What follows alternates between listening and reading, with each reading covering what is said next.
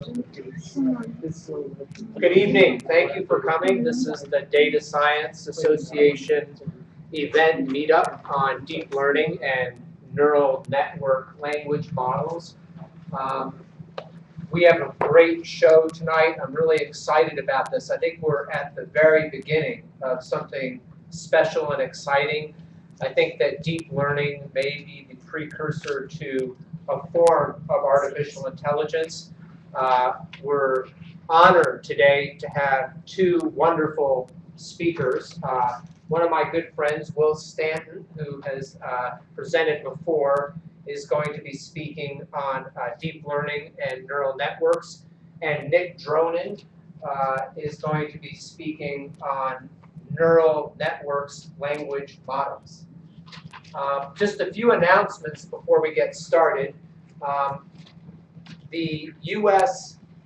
Freedom Act has just passed the House, and something very odd happened. We're following this legislation very closely. To remind you, it's legislation that is supposed to end the National Security Agency's collection of bulk data on our private data, citizens' data. And 2 days before it went before a full House floor on a vote before the entire House, they changed the language. And to simplify, they changed the language to broaden the scope to allow the NSA to search a wider area of information on our private information. 2 days later, they passed the bill with this wording changes. It passed with over 70% in favor, so the cake was basically baked. But it's very odd that 2 days before a House bill is voted on, they would change the wording. So we still have an opportunity to influence the Senate. Now the bill goes to the Senate. And I'm cautiously optimistic that if we band together and we create a good strategy, we're going to be able to influence the Senate to change the wording back, to narrow the scope so that the NSA won't be able to violate our privacy rights. If any of you would like to join us, I have a team. The Data Science Association has an attorney lobbyist in Washington, D.C. We are going to be meeting with different senators. We're going to meet with Senator Bennett and Senator Udall here in Colorado, as well as working with various state legislatures to try to pass new privacy law. Please contact me. We really need help. We need as many people as we can. I think this is very important for big data and data science to really have the wonderful benefits.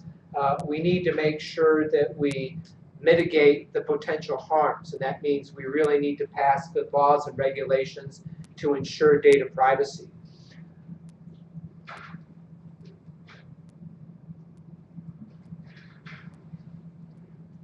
This just came out the other day, a survey on salaries for different data professionals, and you'll see here that data scientists top the pay scale, and actually the salaries for business intelligence and data warehouse folks are stagnating, if not going down.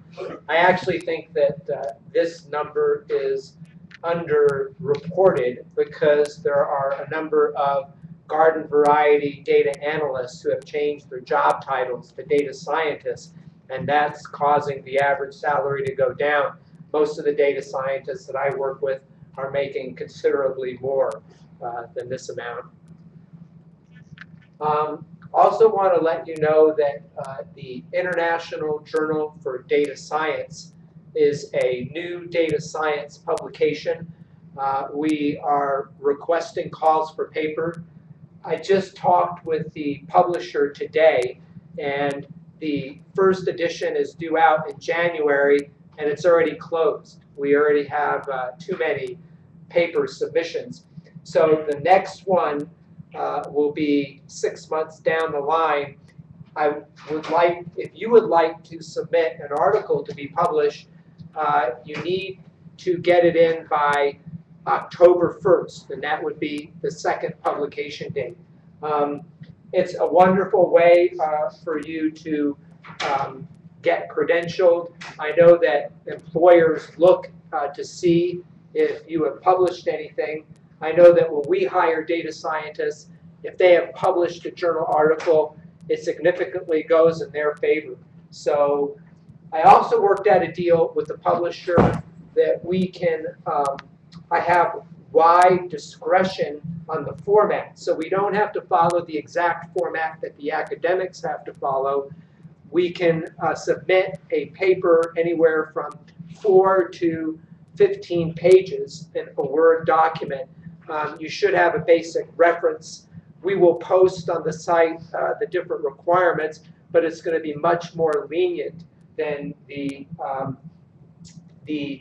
average academic journal article. Now, we do share this journal with academics, so we will basically be the practitioner side, and the academics will adhere to their very stringent rules. One more thing, we have a bunch of free books that we have to give away. We're going to give them away tonight at Old Chicago after the event. So we'd like to see you at Old Chicago. Please support our sponsor, meet new people, and make new friends. And without further ado, we'll stand. Thank you.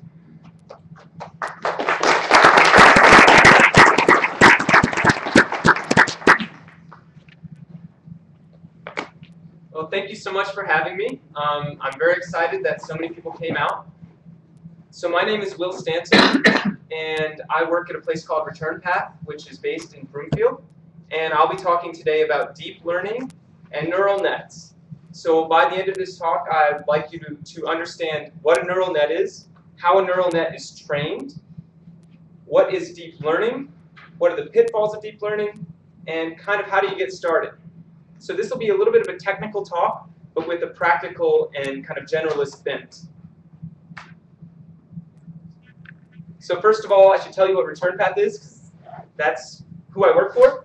So we're an email data company, and so we get tons of access to tons of email data, and we use that to help email receivers, like ISPs, like Gmail and Yahoo, prevent spam, and help email senders make sure that the email that people sign up to receive actually gets there. So Meetup.com, I think, apparently has very good email sending programs because we get so many emails from them and it never goes in the spam folder. So this is something that I'll have to investigate.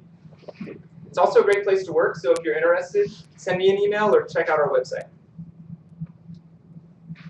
So what is deep learning? So the first thing we want to talk about is what is learning in the context of machine learning. So we start with supervised versus unsupervised learning. So am I in the right camera? Yep, right there. Okay, perfect. So what is supervised versus unsupervised learning? So when you think about supervised learning, here's a little bit of a technical definition. You think of a set of ordered pairs where you have an input vector, x, and an output vector, y, and you're trying to learn a pattern, or maybe a function, or some sort of algorithm that lets you predict on new samples what the value will be. So a nice practical example of this would be if you have a bunch of pictures of animals and they're all labeled, so they tell you what kind of animal they are, then you'd like to create some sort of algorithm that can automatically take some sort of picture and decide if it's a dog or not. That's a typical classification problem and a supervised learning problem. Now, what is unsupervised learning? Unsupervised learning is where you don't have a quote-unquote labeled training set. So suppose you have a collection of pictures of a bunch of animals, but they're not labeled as to what kind of animal they are. There's no labels. The question is, can you in some automated way learn a grouping or clusters of these animals? So can you decide which animals are not matched to one another and which are, so group it into species without having seen any labels at all. So typically, unsupervised learning is more difficult than supervised learning because, for one thing, the algorithms are not quite as sophisticated or mature. Supervised learning is a more natural thing to do. Economists have been doing this with linear regression forever, right? That's a form of supervised learning. And also, just the fact that it's much more difficult to tell when you've got a good answer in unsupervised learning than in supervised learning, because you don't have an answer set to compare to. So does anybody have any questions about what what the differences between unsupervised and supervised learning are? So one important caveat with supervised learning is that you actually need to have this labeled training set. You need some human, mostly, to go through and mark what kind of animal they are in each picture, right? This could take a lot of effort, a lot of time, and sometimes a lot of money. So how do we actually train learning algorithms? So a learning algorithm is trained by running the algorithm on the data set, seeing what the output is, and then trying to improve that output a little at a time, generally. This is almost how almost all learning algorithms are trained, and it's especially how neural networks are trained. So there are sort of 5 steps. So generally, models have some sort of parameters. So for example, in a linear regression model, it would be all the different slopes or all the different correlations in the model. So then you'll run the data through the algorithm. So for example, suppose we were trying to create a model to classify animals, right? Decide whether something's a dog or not. Then what we do is we'd start with a basic model. We might randomly initialize the parameters of the model, and then we'll test the model. We'll try the model out on a bunch of different pictures of dogs, and dogs and other animals. Then we compute what's called the cost function. So the cost function is a function that tells you how accurately you classified things, or how well you've been doing in the initial first pass with those parameters. So a typical cost function maybe is like a root mean squared error, which you might be familiar with if you've ever studied most kinds of science or done some statistics. So it's just the difference between the outputs that you get from the model and the labels squared, and then you take the mean of all of those. That's a typical cost function. So the cost function tells you how well you've done. A low cost function means you've done really well. A high cost function means you're not doing as well as you'd like to do. So the next step is to adjust these parameters of the model to try to lower your cost function. The typical way to do that is using a method called gradient descent, which I'll explain in just a moment. But the basic idea is that there's kind of a clever mathematical way to shift the parameters a little bit at a time, where typically your model will improve in performance the next time you try it with the new parameters. For unsupervised learning, it's a bit harder. There's something problem-specific for your cost function. Maybe how well separated are the different groupings, for example. And finally, you're just going to repeat this process. So you have new parameters that you've changed. You try the model again. So you rerun the model, run a bunch of pictures through the model, and then check to see how accurate you were. And eventually, your cost function will be low enough or stop moving, stop improving, and that's when you stop. Okay? Are there any questions about how you generally train a learning algorithm? This is a lot of words, so if you're having a little bit of trouble understanding, don't worry. Any questions? Okay, we'll move on to the next slide. So what is gradient descent?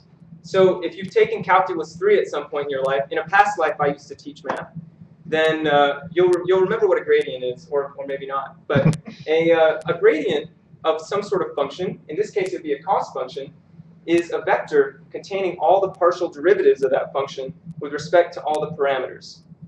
So what does that mean? It basically is a vector that contains all of the rates of change of that cost function as you change the parameters.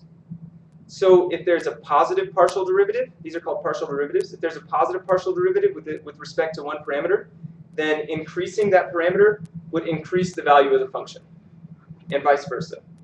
So if you think about how gradients work, then this can kind of give you an idea of how you can detect when your cost function has reached a minimum, and also how to adjust the parameters of your cost function. So if you look at this picture, at the minimum point right here in the middle, the gradient is equal to 0. And this is generally true as long as your cost function isn't some crazy kind of really spiky or wobbly function. For most nice functions, when the function's at a minimum, then your gradient is 0. So what you want to do is try to adjust your parameters in order to reduce the size of your gradient so that you can get your gradient to be 0. That's the idea. So that's why it's called gradient descent. There are also things called gradient ascent, which you're usually trying to do the same thing, but just the signs are reversed. So don't let that ever confuse you. So are there any questions about gradient descent and what this means? So this is the, yes, in the back. Is this just a multidimensional analog of Newton's method? Or? That is a very insightful question, because that's basically exactly what it is. He asked, is it a multidimensional analog of Newton's method? So if you've taken, I guess, Calculus 2, you might have seen Newton's method, where you're trying to find the zeros of a function, and you kind of follow the slope one way, and then you try again and kind of sneak in on the zero of the function. What you're doing there is finding the minimum of the derivative in that place, right? So you're trying to find the function place where the derivative of the function is 0, where the function, so, and that's exactly the same as gradient descent, just in one dimension. Yes? Does this approach also work if you have multiple local included nodes? That's another really insightful question, which I'll address very soon. Yes? Any other questions? Okay, let's go on to the next slide, see what we have there. So what is a neural network? So this is a very sexy sounding thing. So one of my rules of machine learning is that every machine learning algorithm has to have a really cool name. Neural networks, random forests, decision trees, support vector machines. It's one of the critical parts of data science. So if you try to create a machine learning algorithm and it has a bad name, it's probably not a good algorithm. So what is a neural network? It's a machine learning algorithm, either unsupervised or supervised. You can do either one. And it's based on how the human brain works, but only very loosely. So it means that you have a bunch of neurons with connections, and you're trying to use some sort of system involving those neurons and connections to model some problem, to make some predictions or classifications or groupings. We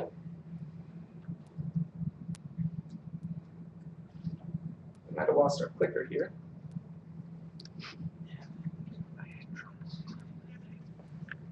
Oh no. This is a little touchy today, so let me. Are we in the gradient descent? Yes. This talk has reached a global minimum.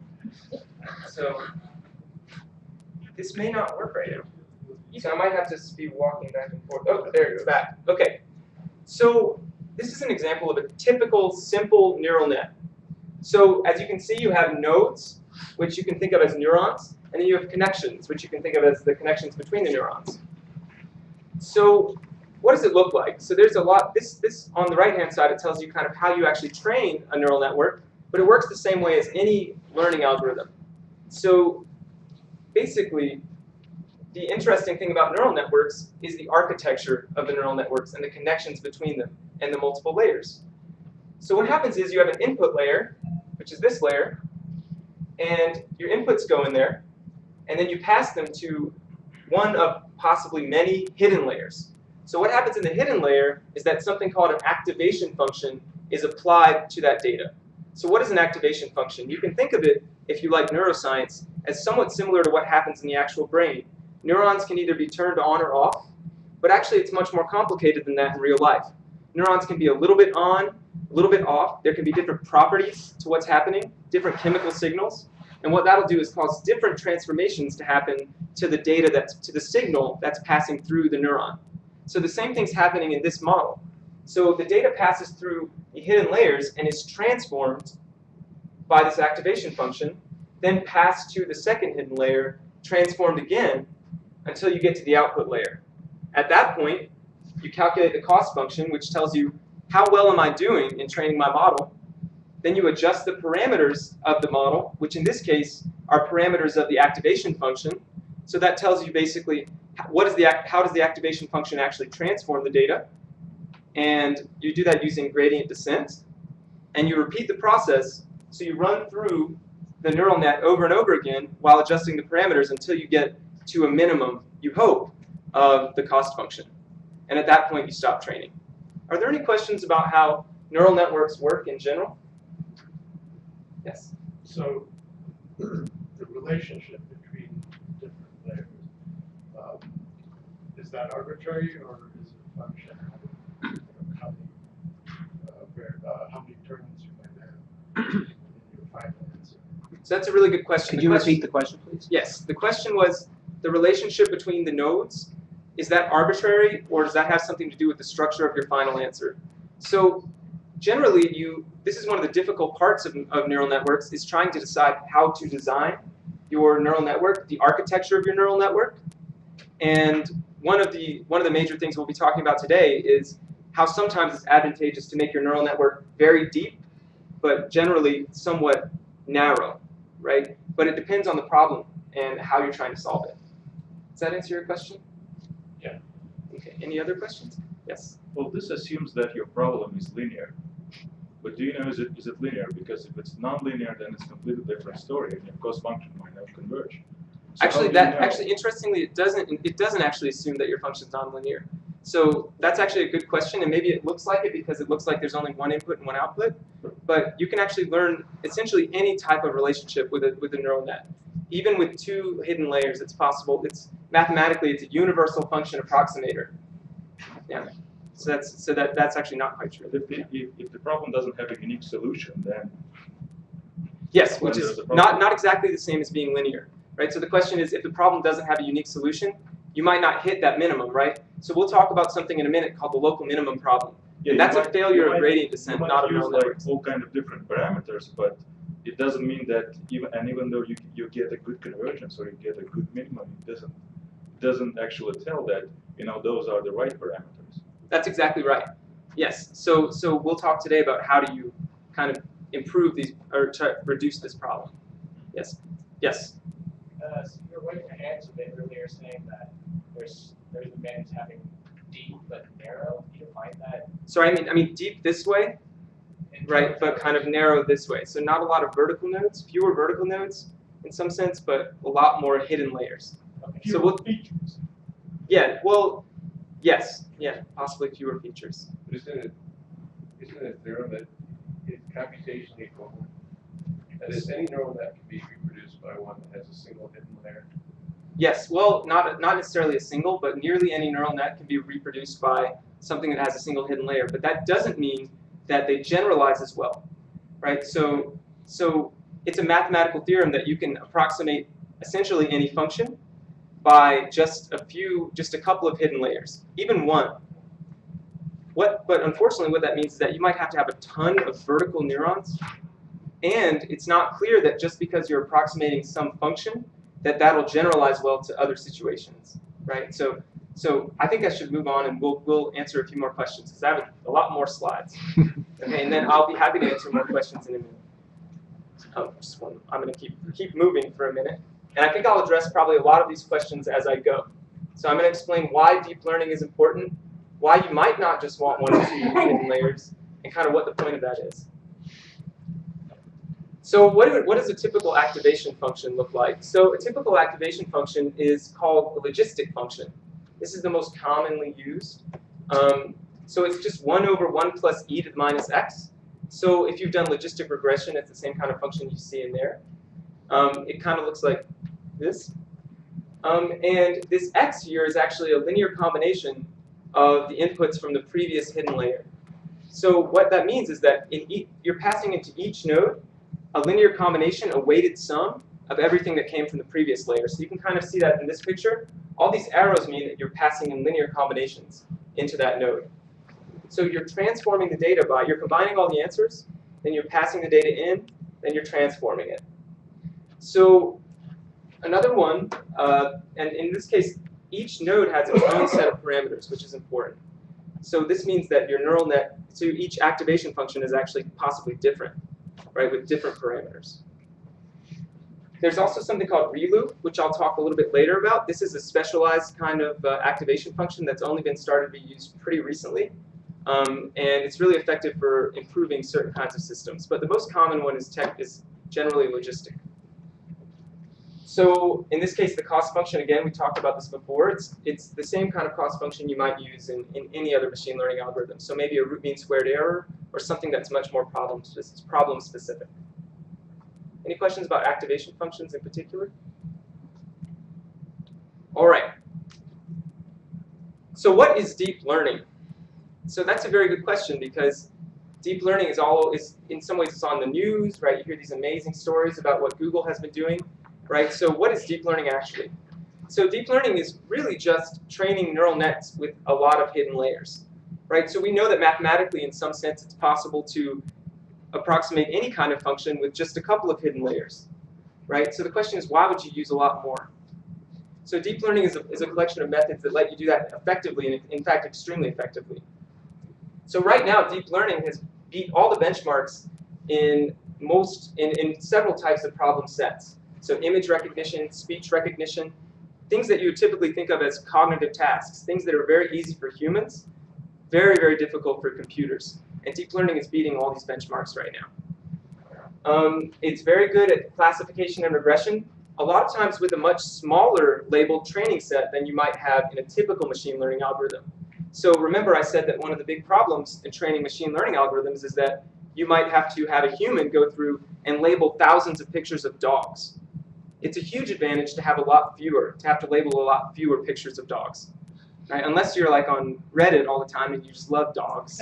And maybe this is a joy for some people, but not for me. So, oops. What are the disadvantages? Typically and historically, they're extremely slow to train. They also don't perform really well under gradient descent, typically. They're prone to something called overfitting and the local minimum problem. So we'll explain what those are in a minute, but basically these are type of situations that basically mean that you haven't trained your model very well, and maybe your model doesn't generalize very well to new situations. So deep learning historically had a really serious problem with this. Yes? What's the order of magnitude on many layers? It depends. It's very problem specific. So some of the massive neural nets that people have trained have tons and tons of layers, but you can get a huge advantage just using a few, as long as you do it the right way. Yes. You define tons and tons. So even 3, 4, or 5 can be a huge advantage. That's a few. And I think sometimes, thousands, millions. I think a lot of times, I think hundreds is somewhat common. Is a lot. Okay. Hundreds is somewhat common, right? I don't know, but I mean, Google, they're not really telling us what they're doing, right? They could be using a lot more. And if you want to jump in at any point, Nick is a true expert in this. Not exactly an expert, but I do know that in the literature, they do make claims. With Joshua Bengio from Montreal, claim that it really that the layer-wise unsupervised pre-training that Louis will talk about in just a second is effective with regression. And I've with several data sets confirmed for myself that it doesn't really. There's no great advantage. That being said, the space of parameters of things you need to explore and actually exhaustively make claims about performance of the capability of neural networks is so big that there are probably several things I missed. The more hyperparameters you add, the longer it takes, the more likely you are to spin up 100 nodes on Amazon just to test out one thing. Yeah. So it's a qualified claim. Yes. It doesn't work for regression. Yes. So maybe you'll get to later. Before you start with your training data set, are there things that you can use to characterize the data set, like cardinalities, range, etc., that would help in actually mapping that into? Well, actually, I think I'll explain a little bit about that in just a minute. So I think it'll make a little bit more sense. So, any other quick questions? Yes. On the last slide, you're talking about activation functions. Does every function or every node in a layer have the same activation function or completely different? They could have different ones. Yeah. So every node could in the whole neural net. Yeah, which means you could have an enormous number of parameters, right? Which is can be a serious problem. Yeah. Or a serious advantage. So let's move on to the next part. So I want to make sure I get through this because I think that there's value in kind of getting to some of the later slides, especially some of the subtleties. So what is feature learning? So feature learning is all about learning which features of your data set are the most important and the most useful. So a feature of a data set is some combination of the variables of the data set that has a kind of uniquely useful, that's uniquely useful in machine learning algorithms. So for example, if you look at a collection of pictures of faces, then you don't just see a collection of pixels. In fact, you see features of the face, like a nose, or eyes, or mouth, or the shape around the head, right? That's a feature. Or in a sound, or if you're listening to music, you don't just hear waveforms, right? You hear notes and chords and rhythms. These are features. So it's typical in machine learning to spend a lot of time trying to find the best possible features in your data set. And traditionally, this is done a lot of times by humans, right? So especially for complicated things like speech recognition or image recognition, you might spend a lot of time just thinking, okay, so in a face, what are the things in a face? There's a nose. Okay, so how do we write code to detect noses? Right, this is a very challenging engineering problem, and it takes a lot of time. So one of the advantages of deep learning is, can you try to figure out how to learn these features automatically? Right, that's what deep learning. That was the first major historical breakthrough in deep learning, is automatic feature learning. So this is a cool slide. So this is kind of cartoonish, so don't go tell your neuroscience professor if I said something completely wrong. But the way to think about the way that humans see faces, or one way to think about it, kind of a theoretical construct, which is somewhat supported by experiment, is that humans see things in a multi-layered, distributed feature representation. So what does that mean? Well, I think it's best to see with an example. So suppose that you looked at a collection of faces. So I'm looking at you right now. What my brain sees at first is just pixels. So the image comes into my optic nerve, right, or onto my retina, it goes through my optic nerve, and I think it's flipped upside down at one point, right? And then stuff happens, right? But at that point, it's not a very useful picture, and it's impossible to remember, right? And you don't really see much with it. Now, what happens in your brain is that the next step is that your brain sees edges of the image, right? We know that generally when humans see, they usually see the edges of things first and most easily. So you would see different kinds of edges. So little edges, little lines, right? And then in the next layer, the next kind of layer of neurons in the processing, you tend to see combinations of edges. So shapes, typical shapes. And the cool thing is that if you actually run this as an experiment and kind of do a few clever things, you can actually replicate this on a computer with a model. Right? What will happen is that the edges will combine into typical human shapes or human face shapes, like a nose, or maybe the top of a head, top of your head, or the bottom of your chin, or an eye. And then in the next layer, what tends to happen is that these shapes are kind of combined into typical faces. Right? So we see one guy with a kind of a round head, right? No glasses. This is all obviously all cartoon, right? But then you have some guy with glasses and his head's a little wider, right? And then you have somebody who's frowning, which I thought that was pretty funny, right? Somewhere in your brain, maybe there's an image of a guy frowning, a typical image, right? So what you have here is a multi-layered and distributed representation, right? Your brain is not just remembering these typical facial types, it's remembering all the combinations of the different features and the ways they fit together. So this is an extremely efficient way to encode faces, because you can see how you might be able to encode thousands or even millions of different faces in a somewhat small net here, right? So you can, when I look at someone, I can see that they have this sort of typical kind of face that fits in one kind of grouping, but then to get to the details, you can kind of walk backwards, right, to see the little details. So this is actually pretty true, right? But it's also extremely instructive because deep learning neural nets work essentially the same way. Now, oops, I think there was a cool slide that I just missed. So another cool thing to point out is that generally, the things that happen in your brain for vision, the same kind of structure, there's a hypothesis that the same kind of structure and learning algorithm work for other senses and other cognitive tasks. So there have actually been kind of these amazing and strange Dr. Moreau experiments where they sort of rewire an animal brain so that the signals from the eyes go into the auditory cortex, and the animal is actually able to see nevertheless. Another even more amazing and strange experiment, suppose that you put electrodes on your tongue, say 4 electrodes on your tongue, and then you connect those electrodes to a really low resolution camera. And the electrodes translate the pixel density in an area to a voltage. So a higher pixel density would mean a higher voltage, so you can actually feel that happening on your tongue. What happens very quickly is that people start to be able to recognize simple images very fast just by what they're feeling on their tongue. Right? So somehow something's happening where your brain is able to learn how to see with your tongue, right? Even though your tongue has totally different supposed areas in the brain where the input from the tongue is being processed, right? So what some people take that to mean is that there's actually a single generalized learning algorithm that does this, right? That does all this cognitive processing. So deep learning neural nets have some of the same properties, right? You can use similar kinds of neural nets, similar kinds of architectures for different kinds of cognitive or machine learning tasks and get excellent results, right?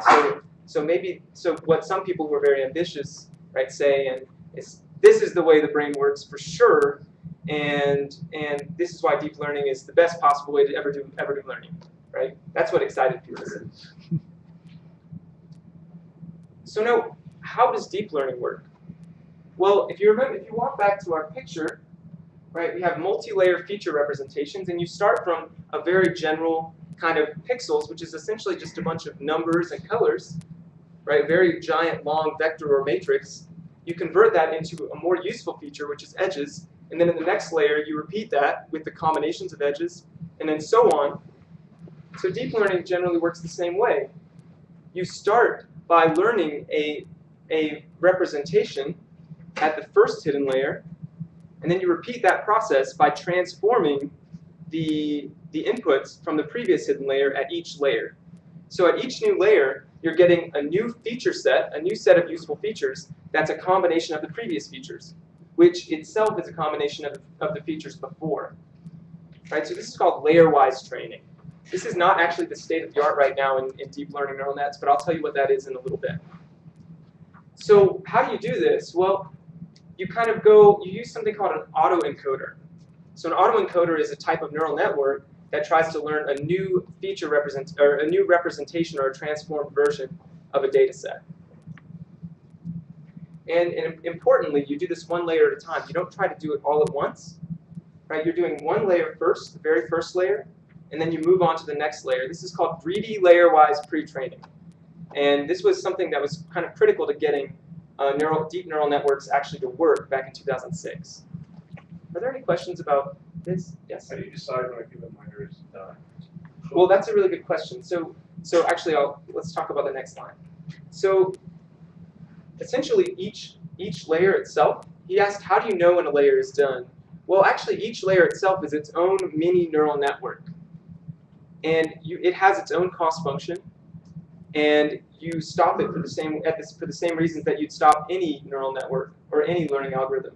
You might use gradient descent to adjust parameters, right? And you decide when you're done, right? You decide when you're done when the gradient kind of stops, or when the gradient's very small and the cost function stops changing. So this is a kind of cartoon of an autoencoder.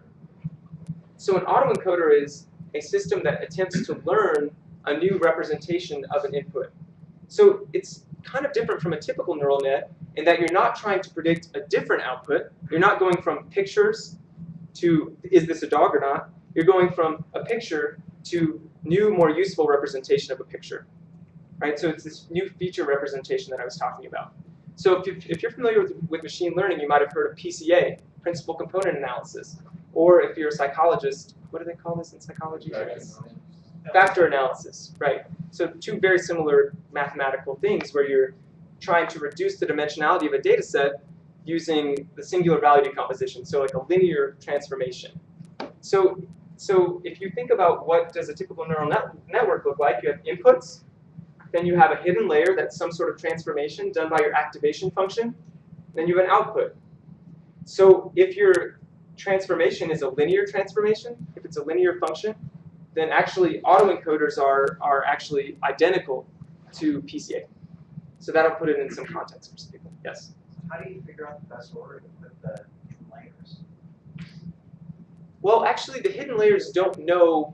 That's a very good question. The hidden layers. It might be more efficient, or it might come to a conclusion by having one layer in front of the other, but if you switch them, it might reverse that. Well, the individual nodes are generally no different from one another, right? They're all, they all have different parameters, but they're all the same, right? So each layer, the layers don't know which kind of transformation they're going to try to do. They try to learn that transformation. So you can think about each layer as kind of its own thing, and it starts out with a blank slate and then tries to learn from there. Does that kind of answer the question? Your question? It is. It just seems like there's some problems where it might be more efficient. It might actually converge on what we're saying is a good answer, depending on, you know, even though they're transformations, it may be order dependent. Well, actually, that's actually a good question. Maybe I'll try to answer that at the end if we have time, because that's actually kind of a subtle question. Okay. Yes. So for each layer, you have to define a new cost function and under what criteria. Like for example, face, like the first layer are edges, right? You have some cost function that detects edges. So Or what actually happens is Can you that, repeat the question? yeah. So the question is, do you have to define manually define a cost function, say for edges, for detecting edges? Well, actually, no. The amazing thing is that a neural net will actually learn the edges as useful features kind of on its own, right? So you don't actually have to. It doesn't know in advance that it's going to try to learn edges, right? That's one of the amazing things. So when you're iteratively training each of these hidden layers, you're essentially using your same end cost result for cost function. Like, is it a dog? And like, okay, it's first it learns to find edges, and you go on that and then find shapes. Well, actually, the training, that's a very good question. This question is to use a is it a dog cost function at each layer. Well, with autoencoders, so between each hidden layer when we're trying to select features, that's unsupervised training. So you're just trying to learn useful features. You're not even thinking about what the output is at the end, right? So this is kind of an amazing thing about deep learning is that you learn these features which are useful regardless of what you're trying to predict, right? Or you think they'll be useful regardless of what you're trying to predict. So until the output, the hidden layers don't actually know what you're trying to get to at the end. I think maybe I'll answer this one at the end, but well, actually I should answer it. Maybe I should. I'm almost out of time. Yeah. But yes. What's your question? Yes. Okay. Yeah. So I have a little question about the comment here. So is it the hidden layer is always smaller than your input layer? Because if you claim it is a PCA, then you assume that your hidden layer is shallower than your. Right. So that's a very good question. So our question is, do you always have to have fewer nodes in your next hidden layer? The answer is no, but there's some advantages to doing it that way. So in an autoencoder, if you have too many layers in the output, then you might actually just accidentally end up learning the identity where no transformation has happened. But there are clever ways to make sure that doesn't happen if you don't do that. So what I was just talking about is called layer-wise pre-training. This is where you're learning each layer, going from hidden layer to hidden layer of the neural net to try to get better features at each layer. So we're going from pixels to edges, edges to shapes, and shapes to faces, right? So you're automatically learning these useful features, right? You're not stipulating that you get edges in the first layer. You're just getting edges because those are the most natural, simplest combinations of pixels. So how does deep learning work? So this is a little bit of a long slide, and there's a bit of detail here. But the critical part is that these deep learning algorithms based on layer-wise pre-training automatically learn these useful features, which is really hard to do for humans. And it's very similar to what the human brain does. So if you picture a child who sees a truck for the first time, after only seeing a few trucks, the child has already automatically selected what are the features of a typical truck. So the child knows these trucks, these things called trucks, have big wheels, right? And they have a big engine, and they might have a flatbed in the back. And the amazing thing about this is that it doesn't take very long, right? Which is strange when you think about most machine learning algorithms, because if you try to teach a machine learning algorithm to learn what a truck looks like, it could take hundreds or thousands of images to get there, right? That's what a typical machine learning algorithm might do. Right? But if you focus on the feature learning at the beginning and you add hidden layers for layer-wise pre-training, then if things go well, then you'll learn those features automatically, just like a child's brain would. Yes, Ken? Well,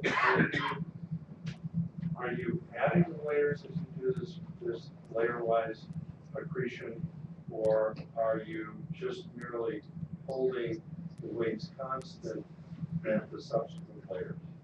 That's a good question. So the question is, are you adding these layers as you do the layer-wise pre-training, or are you just holding the other ones constant? in a sense, it doesn't matter because you're completely ignoring those other layers up front.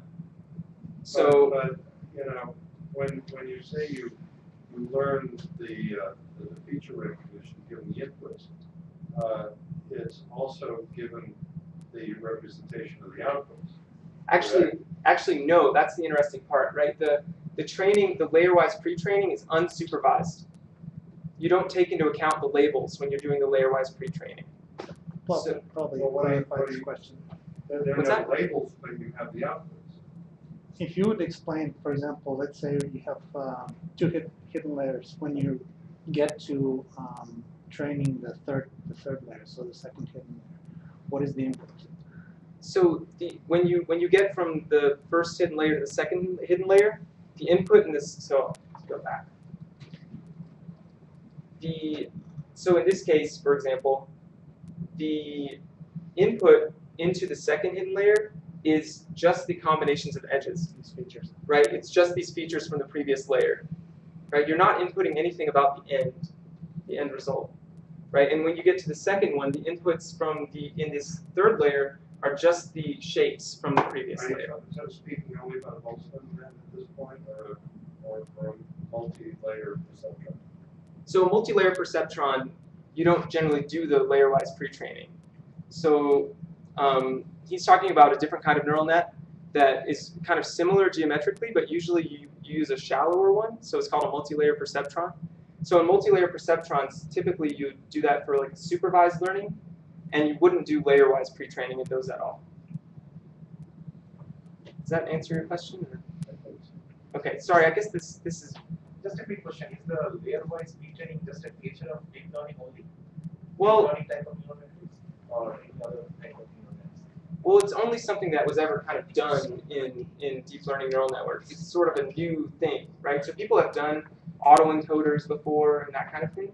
But doing this layer-wise pre-training with a ton of layers, that is kind of what historically deep learning was.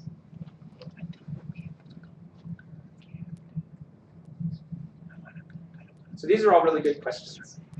So now let's get to a couple of the questions that people asked before. So what is one of the typical problems with gradient descent? So if you imagine gradient descent, so you're trying to reduce, you're changing your parameters so that you can get to the bottom of this cost function, right?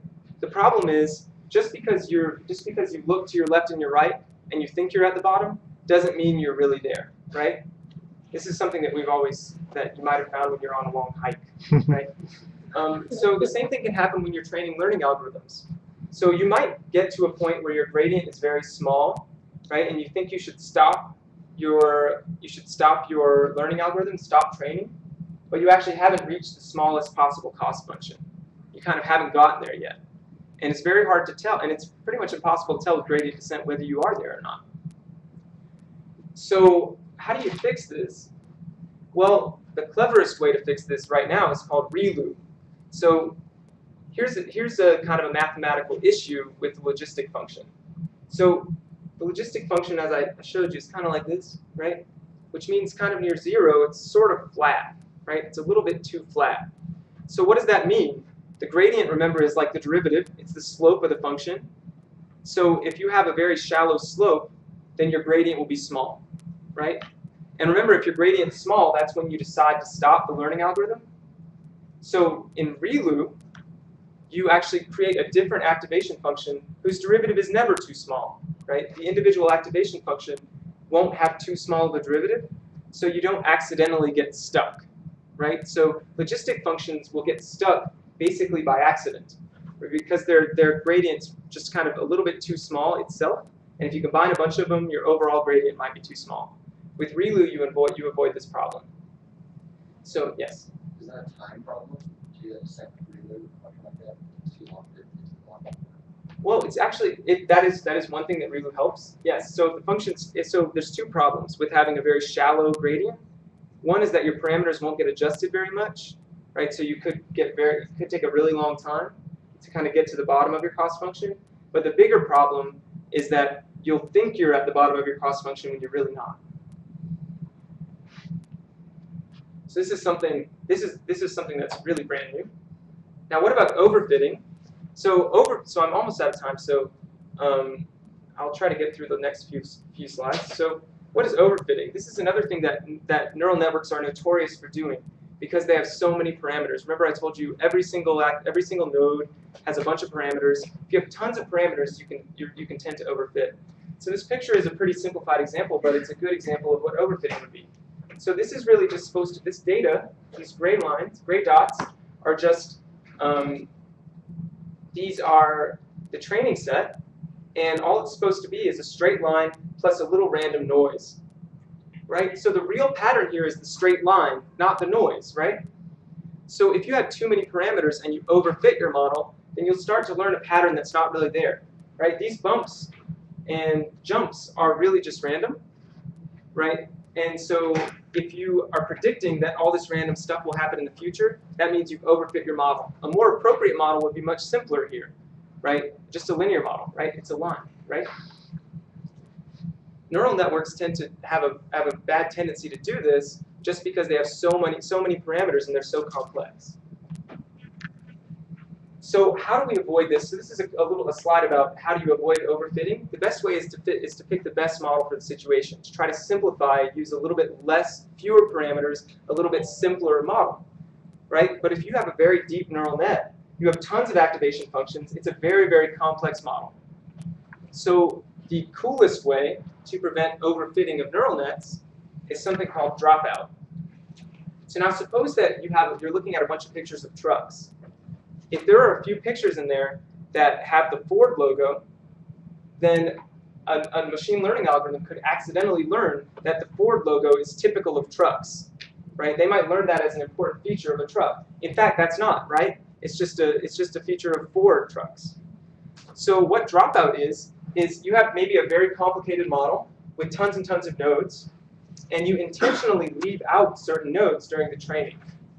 Every round, you're going to leave out certain nodes at random, and what this does is it prevents the parameters on those nodes from getting adjusted too fast, too much, for a single training example. So if you had just a few examples of a Ford truck, if you didn't do dropout, you might accidentally get too much wobbling of your parameters and accidentally overfit to Ford trucks. Dropout stops that, or at least helps prevent that. So the state of the art, actually, we talked a lot about layer-wise pre-training, and I could see that was a little bit confusing. In fact, a lot of the people nowadays at the state of the art are not doing it at all, right?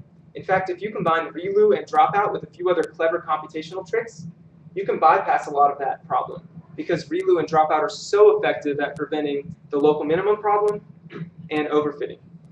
So that might be something that Nick talks about, but I'm not sure. And he's an expert if you want to hear more about that. One disadvantage is that you need a large training set for that to work well. So sometimes layer-wise pre-training is still what you want to be doing. So how to get started or when to use it? So I think I'm officially out of time. So I'll just You're okay. I'll just mention one or two more things that are worth knowing because you might be frustrated with me right now. So I want you to know that there are some times when you don't have to use deep learning if you don't want to, right? So deep learning is really good when you have extremely complex deep structure in a problem. So if you're actually doing something that the humans tend to be extremely good at, computers tend to be extremely bad at, neural networks tend to do very well on those kind of problems. If you have a simple problem that does not have a lot of deep structure, so maybe you have 10 variables and you're trying to predict which one of your customers is going to cancel next time, then it would probably be a big mistake to train a major deep learning neural network. You need to at least believe in some sense that there's some complex deep structure in your problem before you try doing deep learning neural nets on it, right? Why would you want to avoid it after hearing this great talk? Well, it's hard to train. Obviously, there's tons of subtleties, and the libraries are just not as easy as these other models anyway. But the biggest problem is that there's a very huge risk of overfitting, right? If you have some very, very complex model you're trying to fit on a simple data set, then you're probably going to overfit. There's a very good chance that you'll overfit.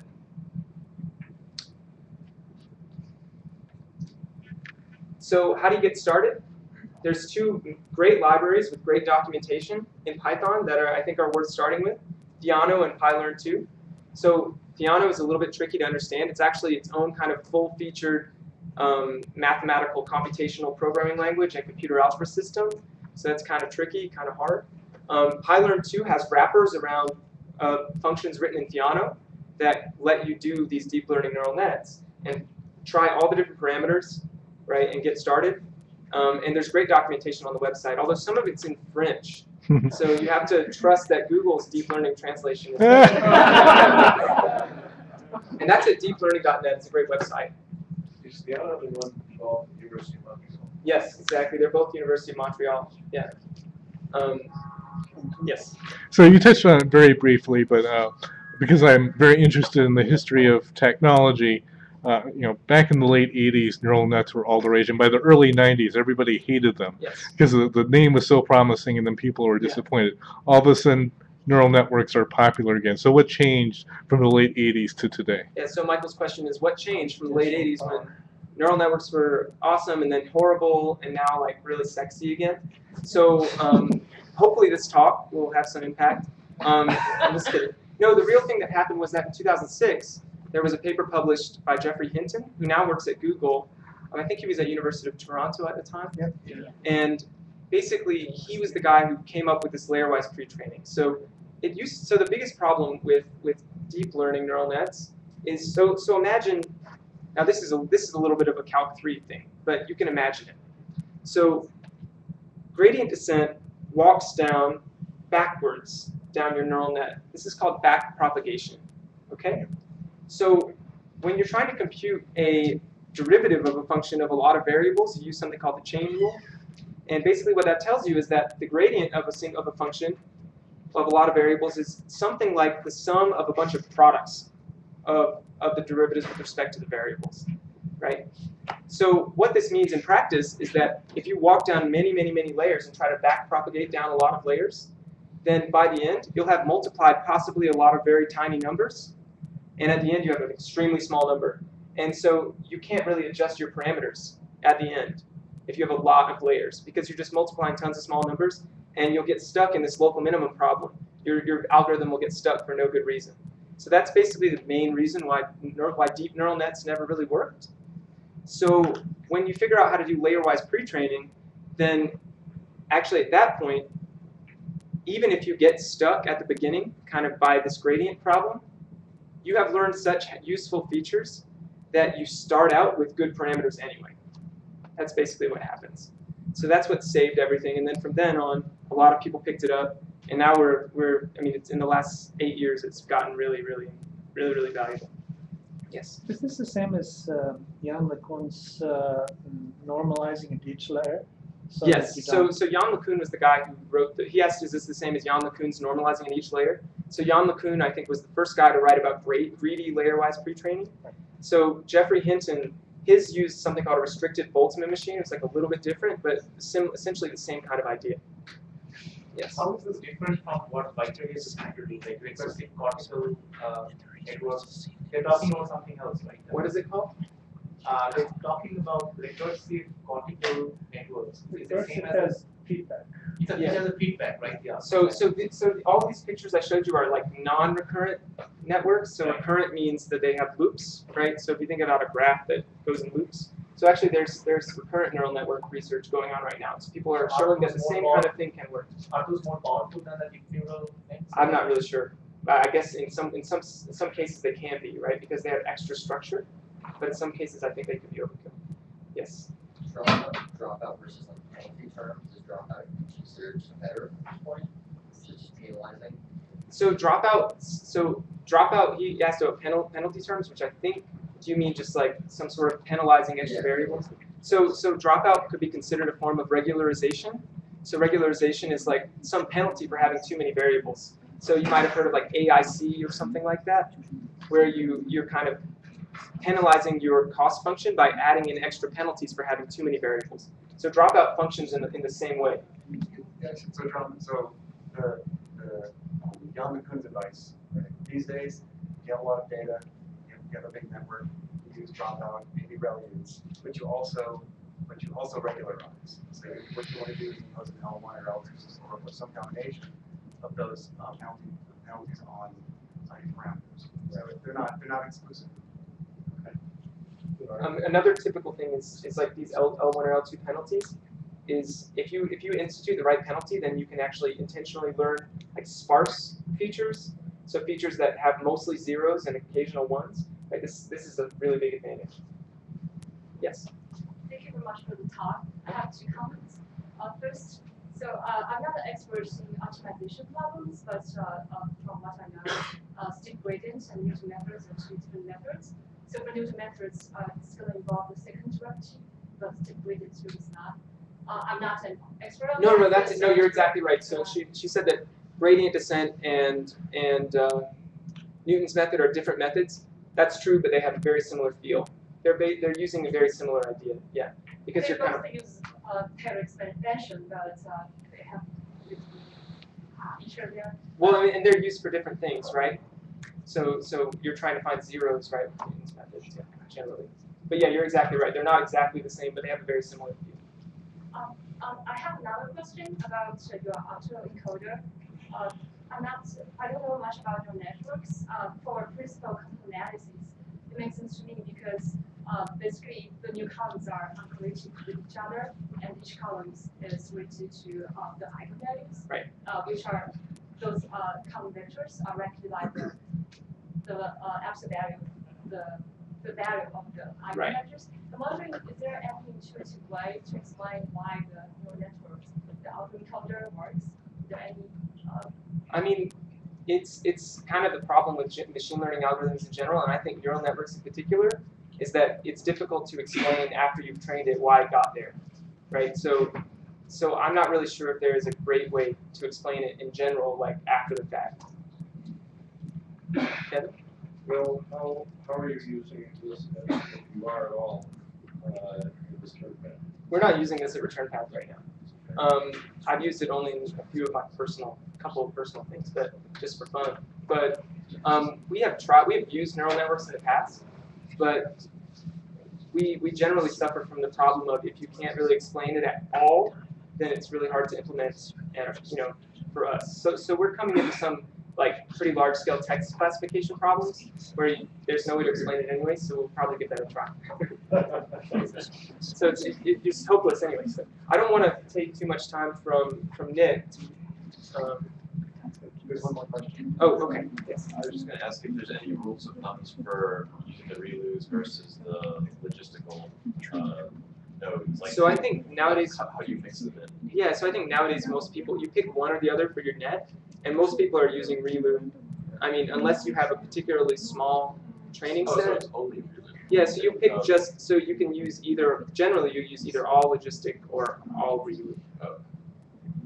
Just one thing I would add to that is Reloop does not work without encoders. It's an open question how to actually do a lot of encoders with Reloop. So if you're doing Reloop and you are by definition provides one, which implies that you have a large amount of data that you're going to train. That's just, yes.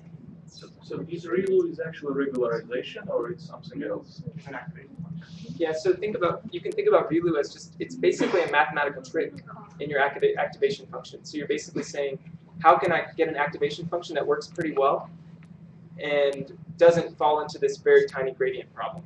That's essentially, to me, that's basically what it is. And it just turns out to work extremely well. I know this question may be a little bit trivial. So for me, for the logistic function, 1/1 plus e to the x power for that, minus x power for that one, I know that function is continuous. So we can easily find the gradient of the function when we use gradient descent. But for Reloop, if I understand correct, it's continuous but not differentiable. So how can we find the gradient? Right, that's a good question. So Reloop is not differentiable, but only at 0, right? So as long as you stay away from that, you're fine. So I think maybe I want to make sure that Nick has plenty of time to talk. If anybody wants to ask me questions, feel free to come talk to me afterwards. I'll be here and I'll be going to Old Chicago and supporting our sponsor. And I really appreciate all of the awesome questions, and I hope I was able to answer them effectively and in a way that satisfied you. But if not, please come talk to me. And we also have like an expert here too in Nick. Great talk.